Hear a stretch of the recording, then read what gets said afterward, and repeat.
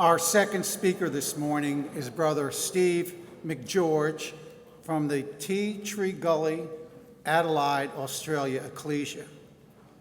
The theme for Brother Steve's classes this week is the Levites. They shall be mine. Today's class is entitled Relationships and Connections. Brother Steve. The Levites. Well, the story of the Levites actually begins in Genesis chapter 29. So could we go there, please? Genesis 29. It begins with the birth of Levi to Leah. And of course, Leah was the first wife of Jacob and the older sister.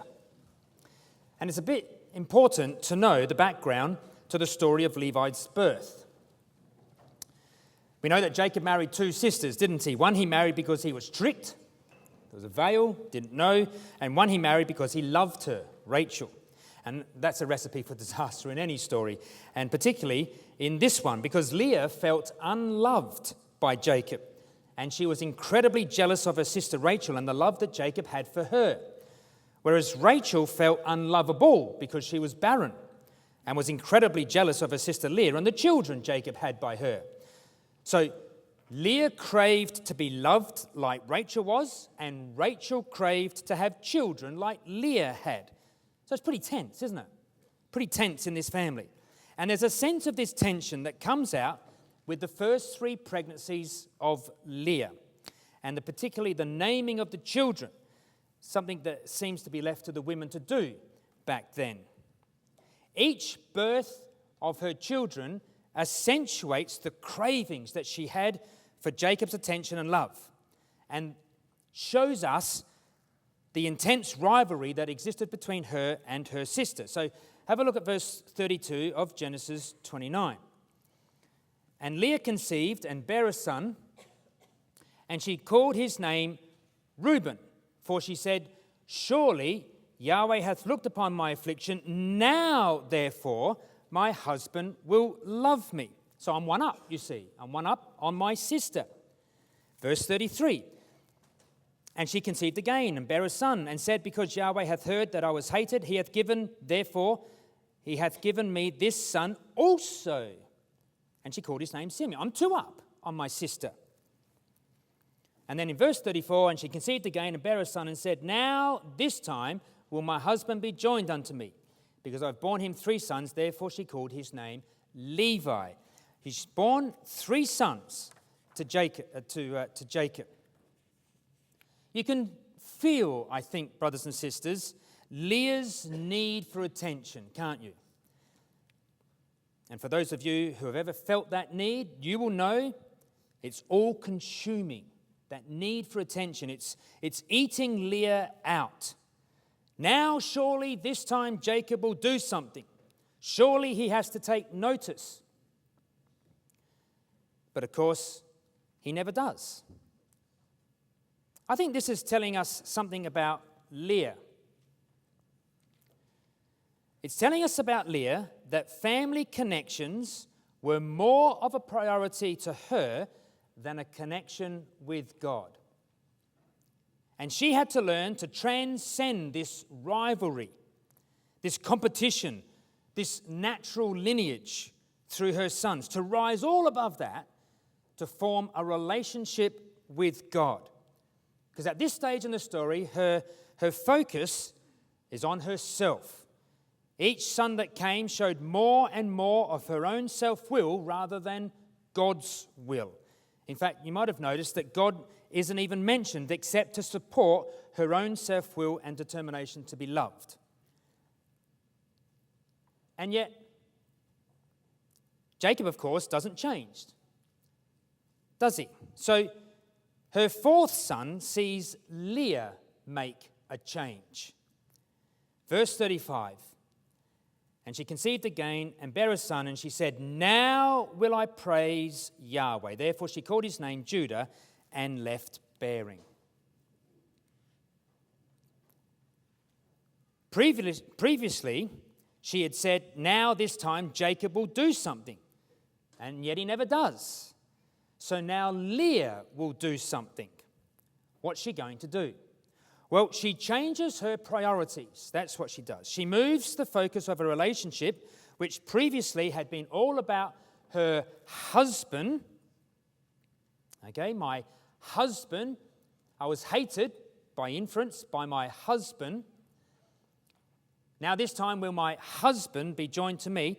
She changes that. Now it's all about her God. That's a pretty incredible, powerful lesson to learn, isn't it, brothers and sisters? To accept that the only relationship that really matters is the one that we have with God. All other relationships are to be assessed on the basis, do they help or do they hinder my relationship with God? And Leah's beginning to learn this lesson, isn't she? And she ultimately did learn this lesson. We know she learnt this lesson because where was she buried? She was buried in the cave of Machpelah next to her husband. It's a wonderful turnaround for Jacob as much as it is for Leah. But it's a hard lesson to learn, and it was going to be nigh impossible to teach that lesson to her children. They would have to learn that same lesson for themselves, and that includes Levi. It's a hard lesson to learn.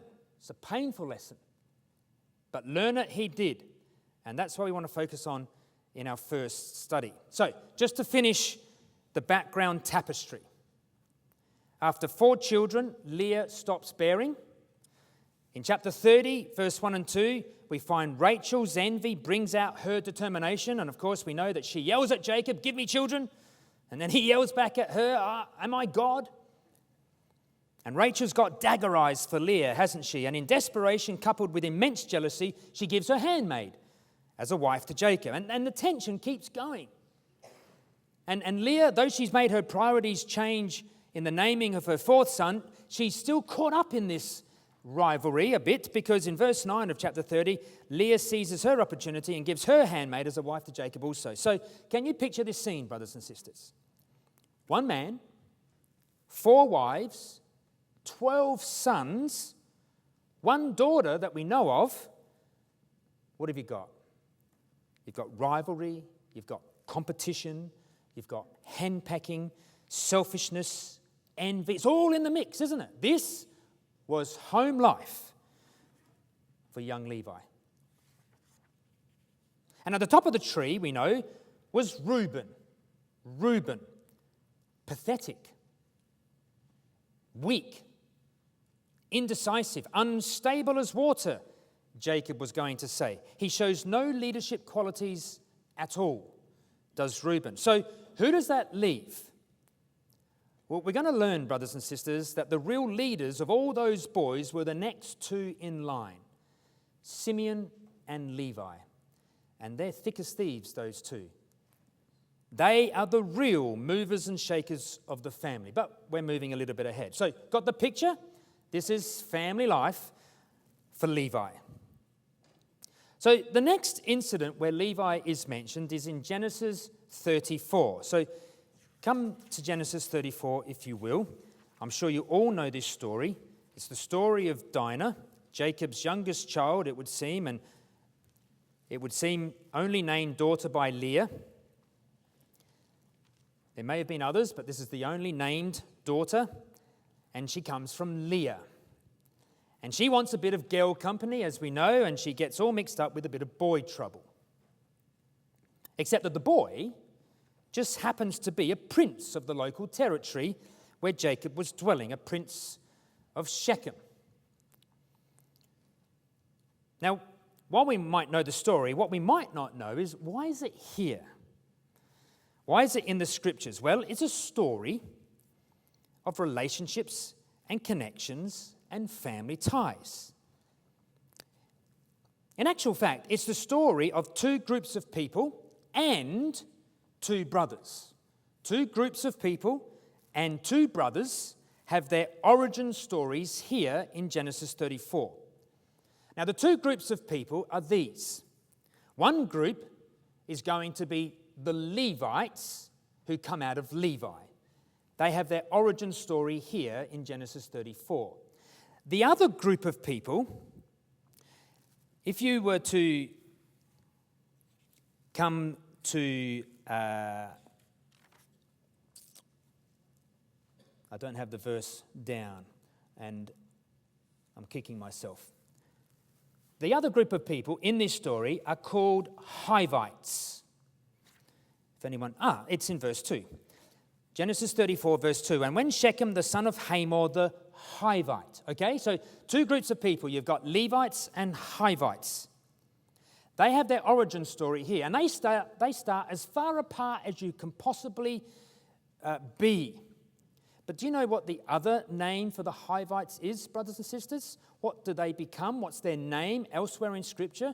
They are also the Gibeonites.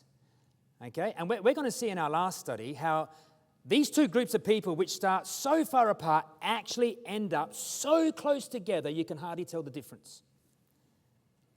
But there are two brothers that start in this story as well, and they are Simeon and Levi. And they start so close together you can barely tell them apart, but they're going to get smashed apart and separated and brought and torn apart and broken up by the end of the story. So, two groups that start apart but end up together.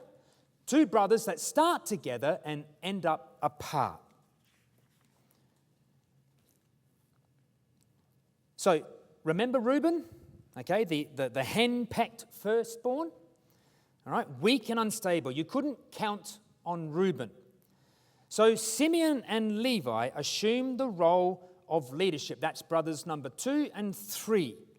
And it's very obvious that they are in the driver's seat in this story in Genesis 34. And they connive a plan, don't they? A plan of revenge.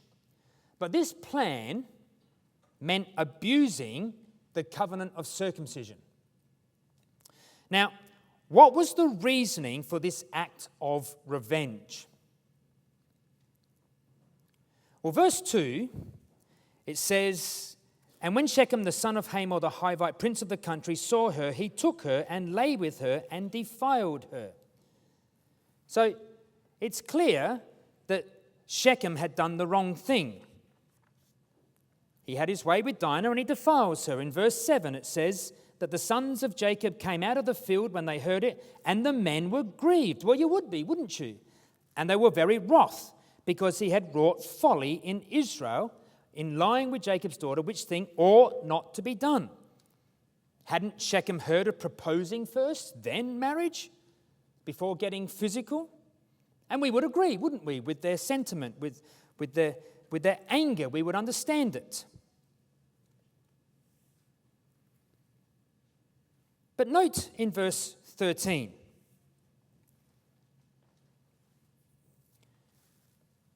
It says, and the sons of Jacob answered Shechem and Hamor, his father, deceitfully, and said, because he had defiled Dinah, their sister. That's what this act of revenge is about, they're saying. Verse 27, it says the same. The sons of Jacob came upon the slain and spoiled the city because they had defiled their sister. Verse 31, there's no humility, there's no apology. They just say to their father, should he deal with our sister as with an harlot? In other words, our actions are justified. Now, what was really their issue, brothers and sisters? We've just read them. They're on the screen. You can see. But I'm going to suggest that there's two ways of reading those verses. There are two possibilities. Number one is that Dinah had been defiled. You could get quite riled up by that and perform this act of revenge because they've defiled our sister. But I'm going to suggest, brothers and sisters, that there's another possibility. The second possibility is that it's because Dinah was their sister, their natural sister.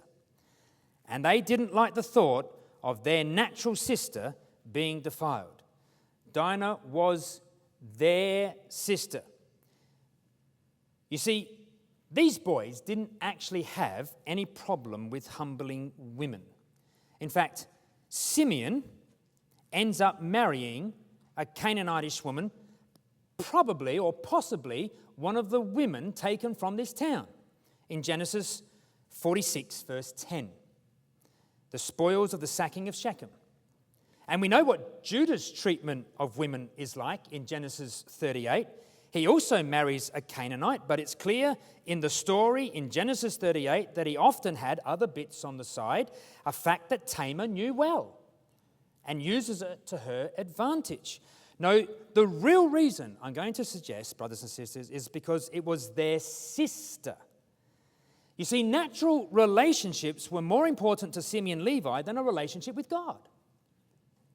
Where have you heard that before? They got this from their mother. That's the same thing that Leah had to go through. And to demonstrate the truth of this, brothers and sisters, that it was about the natural lineage of their sister with Jacob, these two boys went and took one of the most sacred covenants of God and abused it, twisting it to their advantage without any recognition of its importance or meaning. So what was the real meaning of the covenant of circumcision? I know we say it's the cutting off of the flesh, that it represents the removing of the foreskin of our hearts. And that's all true and right. In Romans and Colossians, that comes out. But let's just pare it back to basics, brothers, right back to the first time that it was given in Genesis 17. Because the timing of this covenant holds the key. I don't know if anyone's done some workings out of when the covenant was given, but I'm going to suggest that if you work all the timings out in the story of Abraham, you will discover that Abraham was told to be circumcised at pretty much the same time Isaac was conceived.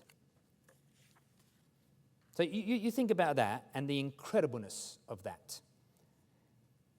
Because what is the prime focus of the covenant of circumcision? Well, it's actually about the fatherhood of God. That's what the significance of the covenant of circumcision is. Come back to Genesis 17.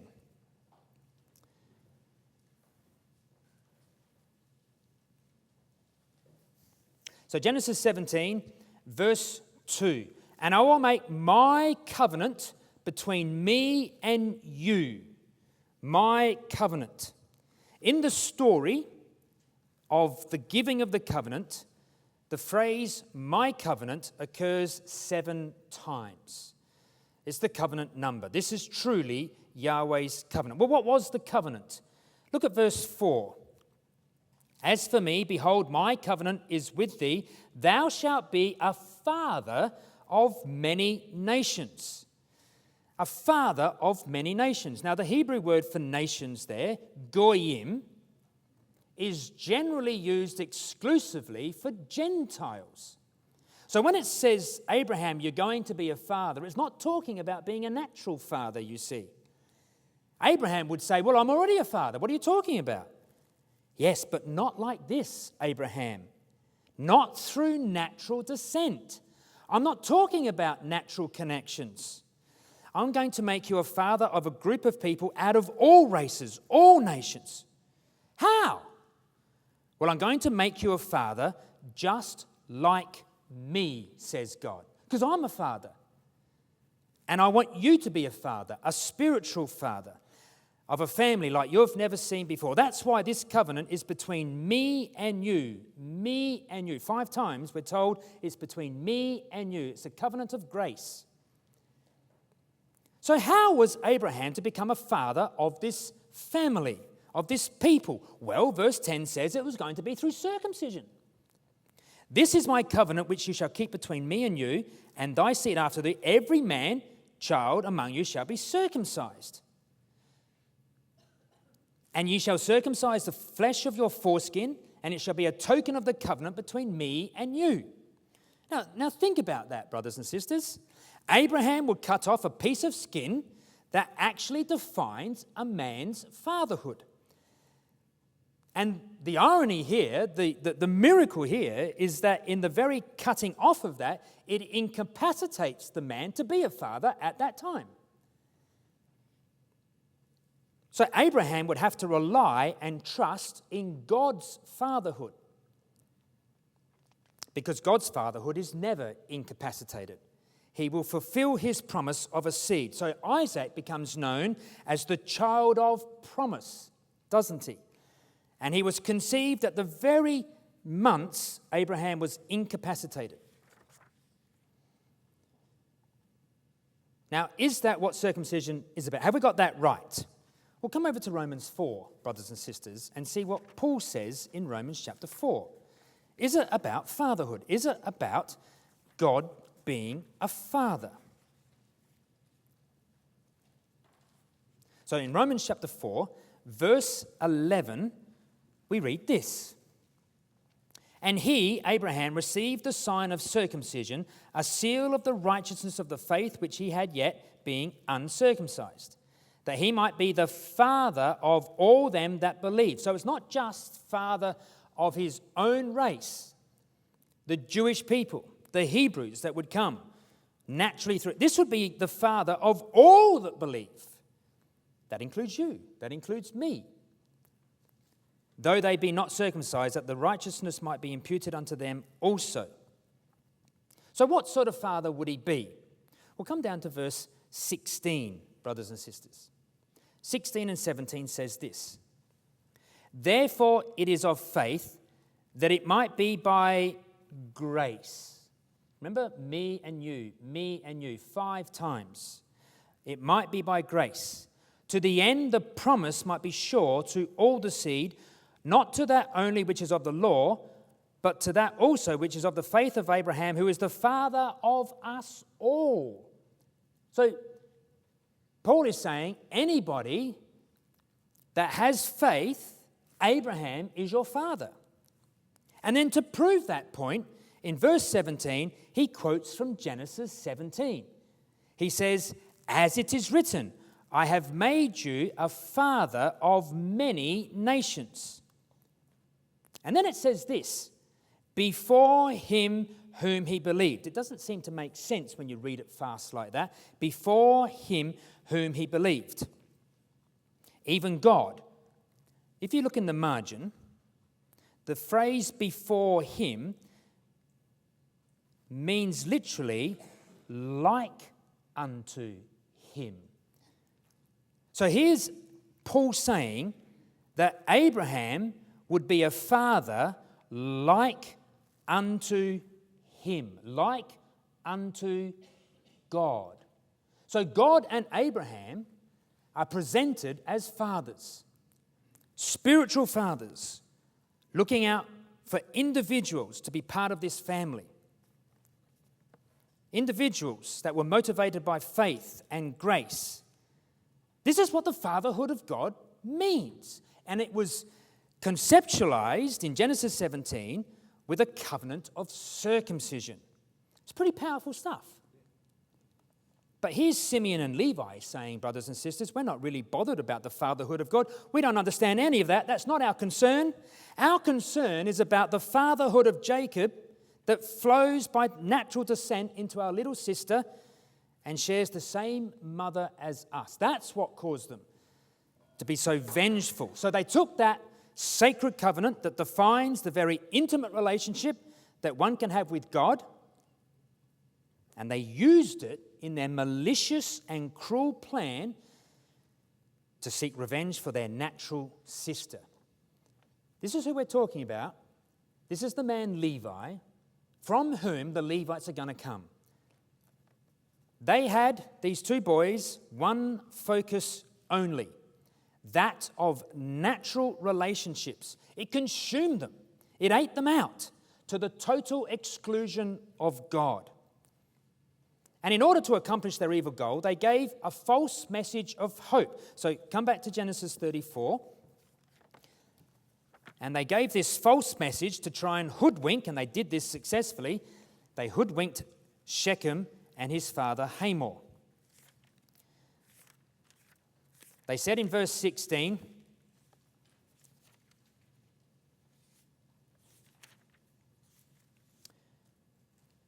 then we will give our daughters unto you, and we will take your daughters to us, and we will dwell with you, and we will become one people. The Hebrew word for one, the Hebrew word ikad, means to unite, to twine together. It's actually fairly similar in meaning to the name Levi. It's ironic, isn't it?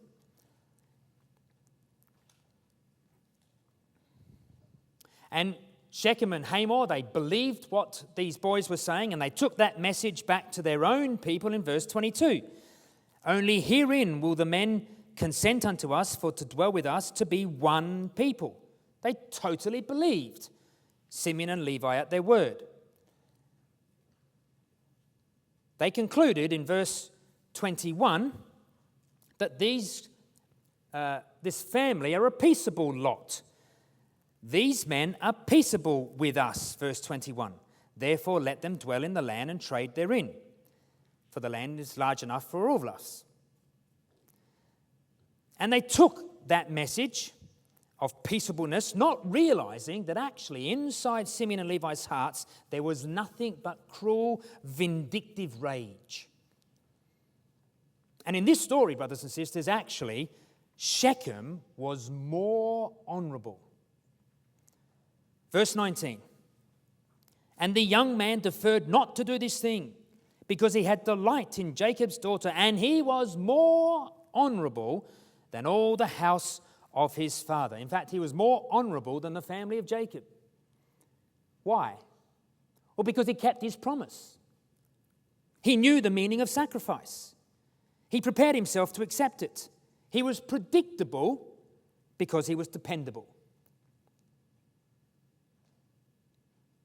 Simeon and Levi did not know the first meaning of the word sacrifice. They took the coward's option. They took the soft option. They were sick cowards, brothers and sisters. In fact, in verse 30, Jacob says, "You've made me to stink. You're like a bad offering. Instead of that sweet-smelling savor, this one's got that odious, gut-wrenching stench about it. You know that smell that just makes you want to vomit? Jacob says that's what you stink like." Now, there's no hint in this story or a shred of self-sacrifice anywhere with these two boys, Simeon and Levi. Even the trade negotiations are shown to be selfish to the core. Have a look in verse 8 and 9 and verse 12. There's all this bartering that goes on. There's always a bit of give and take in negotiations, isn't there? All right, trade negotiations, bit of give and take. You know all about that. Well, it's nothing new. They've been trying to do it for years. And here, Simeon and Levi, in their pretense, talk about a little bit of give and take. Verse 8 and 9, the idea of give and take comes out. And Hamor communed with them, saying, "The soul of my son Shechem longeth for your daughter. I pray you, give her to me to wife, and make ye marriages with us, and give your daughters unto us, and take our daughters unto you." Give and take, give and take. And Simeon and Levi respond in kind in verse 16 and 17. They say the same thing. "Then we will give our daughters unto you," verse 16, "and we will take your daughters unto us." Verse 17, "But if you will not hearken unto us to be circumcised, then we will take our daughter and will be gone." And of course, in verse 21, we get the idea of giving and taking when Shechem and Hamor take the message back to their people. But what really happened, brothers and sisters? What actually took place? Have a look at verse 27. What did they take in the end? Verse 27, it says, "The sons of Jacob came upon the slain and spoiled the city because they had defiled their sister. They took their sheep, they took their oxen, they took their asses, they took that which was in the city, they took that which was in the field, they took all their wealth, they took their little ones, they took their wives, they took them captive, and they spoiled even all that was in the house." It was never about giving anything, was it? It was all take, take, take. That's our introduction to Levi in the story of the Levites. If we were to sum up what we've learnt about Simeon and in particular Levi from Genesis 34, we've discovered that their relationship with their sister was more important than their relationship with God, number one. We've learnt that they willingly abused the special covenant of circumcision, all about the fatherhood of God. But they weren't interested in that. They were just interested in the family connections with their father Jacob and their natural sister Dinah. They gave a false message of peace and of being joined together. They never intended to be joined together. They lacked any understanding of the meaning of sacrifice, didn't they? And they never intended to give. They only intended to take. That's our introduction to Levi. It's not a particularly nice one, is it? Well, let's leave Genesis 34 now, because years pass by, and the terrible things that happened to Joseph have occurred, and the amazing things that happened to Joseph have also occurred, and the family's been saved from all the famine, and now they're in Egypt. And we come to Genesis 49. So come to Genesis 49, brothers and sisters, and Jacob is on his deathbed.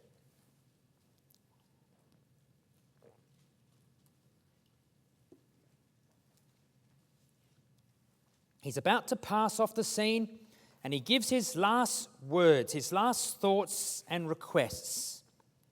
Have a look what he says about Simeon and Levi. In fact, he lumps these two together. He doesn't do that with any of the other brothers. He's going to give these blessings, and he gives them individually, but when it comes to Simeon and Levi, he pulls them together. And it soon becomes very clear why he does this. Judah and Joseph, they get the biggest mentioned, and nothing but wonderful words are said about Judah and Joseph out of the lips of Jacob. Simeon and Levi get the next biggest, and nothing but contempt and disgust is expressed. It's actually a stinging rebuke from Jacob to these two boys. And it's obvious from the tenor of his words that Jacob has had no reason to change his assessment of either of these from what he said back in Genesis 34. Remember what he said? You've made me to stink. And he can't find one good thing to say about these rotten stinkers. And he's on his deathbed. What does he say? Well, have a look. It goes from verse 5 to verse 7, brothers and sisters. Simeon and Levi are brethren. Well, yes, they were. Thick as thieves, as we've said. Two brothers that were huddling together at every possible moment to try and manipulate and control the family. Simeon and Levi are brethren. Instruments of cruelty are in their habitations. So this word instruments, it basically means anything that is prepared. It could be a utensil, it could be a piece of clothing, it could be some tools, it could be some jewelry, or it could be weapons. And I'm going to suggest that in this context here, it is weapons. It's a fancy way of saying that these boys loved using swords. They have these instruments that they are using to create cruelty. You'll see in the margin, their swords are weapons of violence. That's how the translators have tried to give us a sense of what's going on here. Instruments of cruelty. Oh, my soul. Oh, sorry. The word habitation is our word there for Hebrew word makira. It means a sword from stabbing. So, three other translations here, the AV margin and Gesenius and RSV, talk about them as being weapons in this context here, rather than pieces of jewelry or utensils. He's remembering back in Genesis 34, isn't he? And the cruelty that these boys used on that occasion. Oh, my soul, he says in verse 6. This is the deepest sigh from this old man. He's full of despair for these two boys. Unto their Come not thou into their secret, unto their assembly mine honour be not thou united. So the word assembly here, brothers and sisters, is the Hebrew word kahal.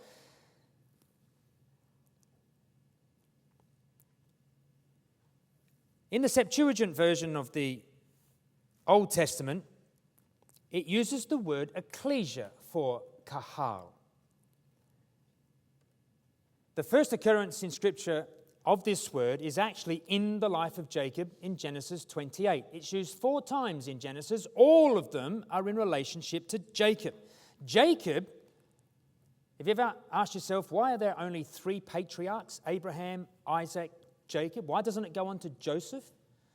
Why is there 3? Why couldn't there just be 2? Abraham and Isaac.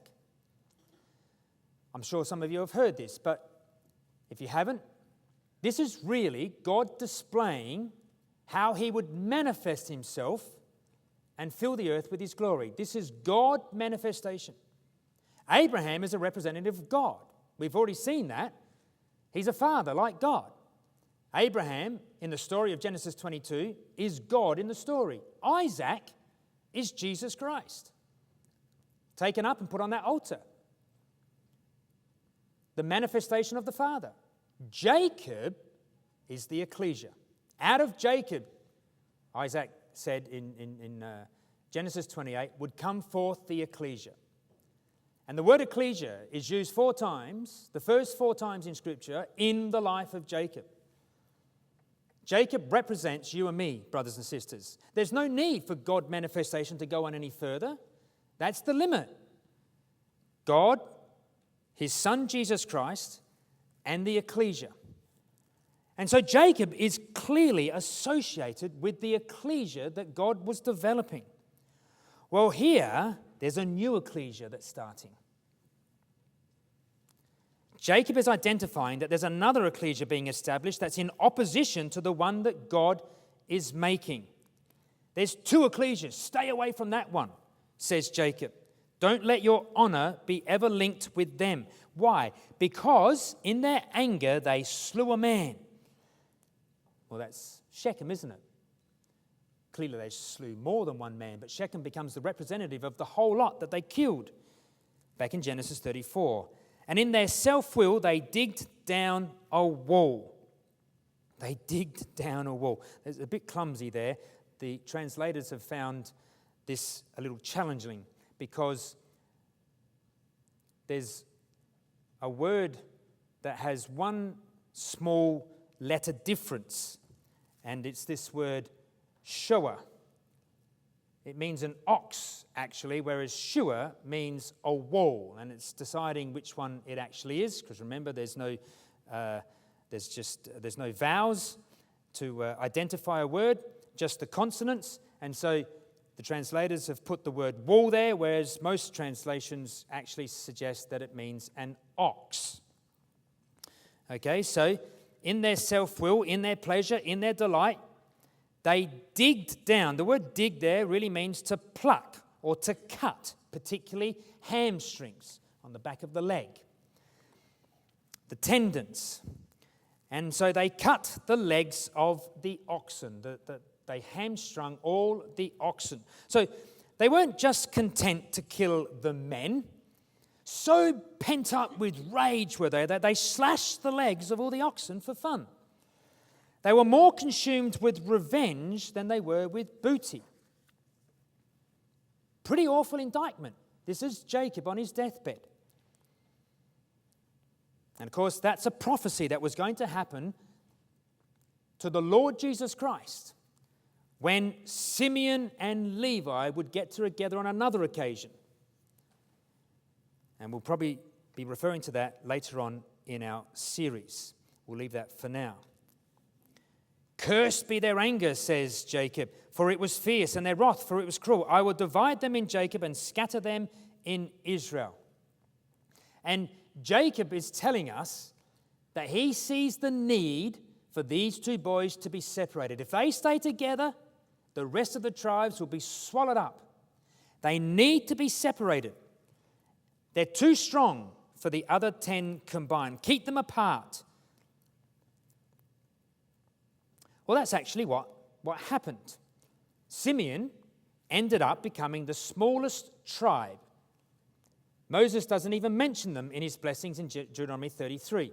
And they were given just a few cities within the tribe of Judah, completely surrounded by Judah. And Levi received no special inheritance, but they were given 48 cities which were scattered. So they were scattered, they were kept apart, you see. Now, would you say this is a blessing? This is the blessings of Jacob. Wonderful blessing. No, this was a cursing, wasn't it? These boys were cursed. What an indictment. What a legacy. What hope was there for either of these two boys? Well, more time passes. There's 250 years down there in Egypt. There's the 40 years wanderings. And Moses now is on his deathbed. He's not really ready to die, but he's been told by God that your time is up. You can't cross over into the promised land. So he's about to pass off the scene.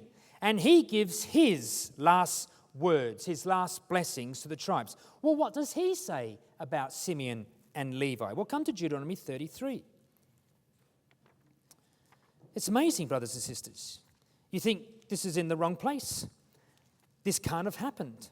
Because in Deuteronomy 33, the first thing to notice is that he has nothing to say about Simeon, because Simeon's not mentioned at all in these blessings. And the second thing to notice is that Levi is mentioned, but it's the most glowing endorsement that you could possibly get.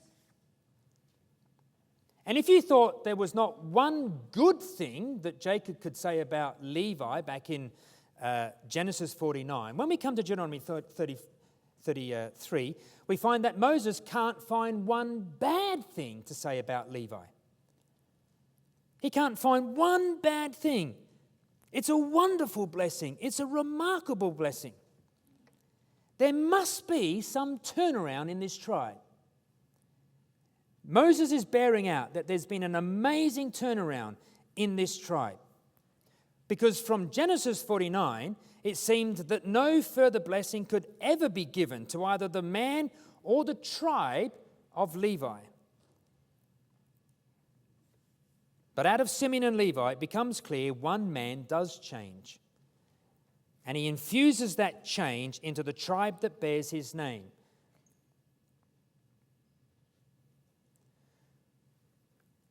So, verse 8 to verse 11 is the blessing that Moses gives to Levi.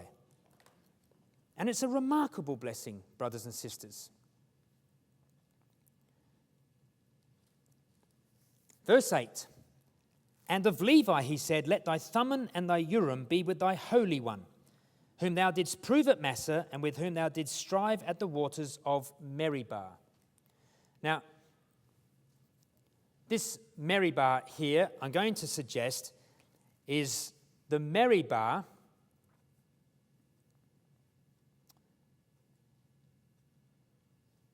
I can't see the quote on there. The Meribah mentioned back in Exodus 17. Don't know why I haven't got it on there. Exodus 17.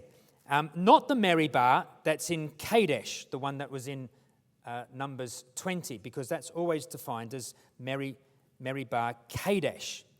Okay? So there are two Meribahs, and on that occasion in Exodus 17, I do have it here, verse 7.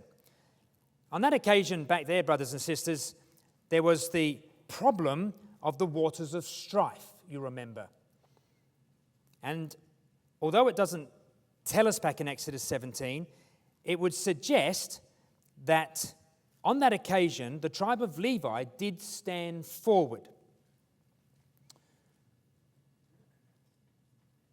See this idea of Holy One?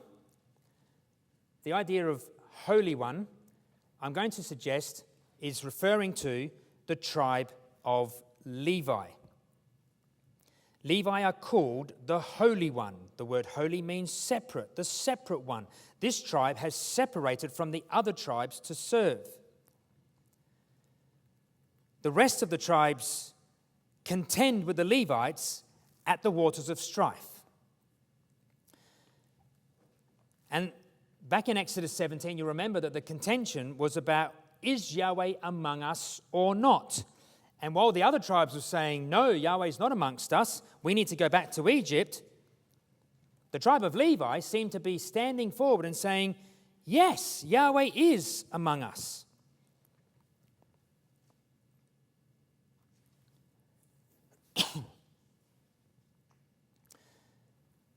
I've got the Septuagint version up there, which I think just helps to maybe clarify who's being spoken about. You can come and talk to me about that afterwards. But if Exodus 17 is hinted at in verse 8, when we come to verse 9, we know definitely that this is Exodus 32. Exodus 32 is the incident of the golden calf, and we know Levi stepped forward on that occasion in Exodus 32 when Moses said, who is on Yahweh's side? And they came out and said, we are. Because in verse 9 it says, who said unto his father and to his mother, I have not seen him. Wow, that's a bit different, isn't it? Goodness me. Not interested in physical connections here, are they? I have not seen him. The RSV says, I regard them not. Natural lineage means nothing when following Yahweh. The fatherhood of God is more valuable than one's natural father. Can you hear here, brothers and sisters, a remarkable change? Neither did he acknowledge his brethren. The RSV says he disowned his brother. That includes Simeon. He disowned Simeon, the one close, passionate friend that he had. He once stuck close to him, thicker than a brother, but not anymore. Then it says, nor knew his own children. In Genesis 34, family pride was the most important thing. That deep blood connection between Levi and his sister Dinah was once valued far above a relationship with God. Well, that's all changed, brothers and sisters. It's quite astonishing. It's remarkable. For they have observed thy word and kept thy covenant. Nothing was more important to the Levites than honoring God's covenant. And here you can see a change from Genesis 34 when he abused God's covenant. This is an astonishing turnaround, brothers and sisters. This is the summary of Moses' blessings here. In verse 10, they shall teach Jacob thy judgments. They shall teach. Who would you want to be as a teacher? The Levi of Genesis 34? No way. But they've changed. Can they become the teachers, Moses pleads? They shall put incense before thee. They shall put incense before thee. Notice in the margin for incense, it means to smell at thy nose. They stunk back there in the nose. Now they're a sweet-smelling savor. A remarkable change, brothers and sisters. Bless Yahweh his substance, accept the work of his hands, smite through the loins of them that rise against him, and of them that hate him. Kill those who touch Levi. There was Levi killing others. Now God's saying, I will kill anyone that touches Levi. Do you need to change, brothers and sisters? Is there any changes that you need to make for a reformation like Levi here, brothers and sisters?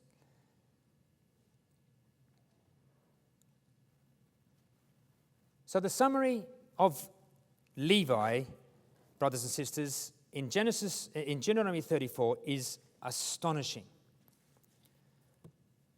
So it begs the question, when did Levi's reform take place? Our time is pretty much gone.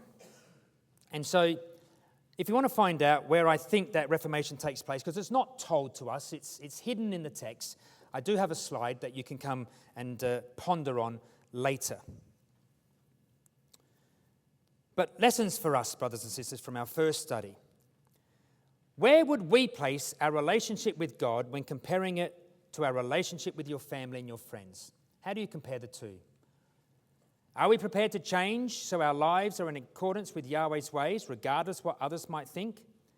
Are we prepared to stand alone for our convictions, whatever the consequences? And what type of instruments occupy our lives? So just come to Malachi chapter 3, brothers and sisters. Because in Malachi chapter 3, it's talking about the Levites. It's talking about us. So what part of Malachi chapter 3, verse 16 to 18 have we seen this morning? Well, I think there's two. They that thought upon his name. If you have a name is something that creates a relationship with someone. When you say someone's name, you think of the person. It's a means of identifying a person by extending our feelings about that person. So to constantly think about Yahweh's name is to have a relationship with him. And then it says, I will spare them in verse 17, as a father spareth his only son. The true saints will acknowledge that they desire only God as their father, not family connections, not natural fathers, and so he will treat them as his only son.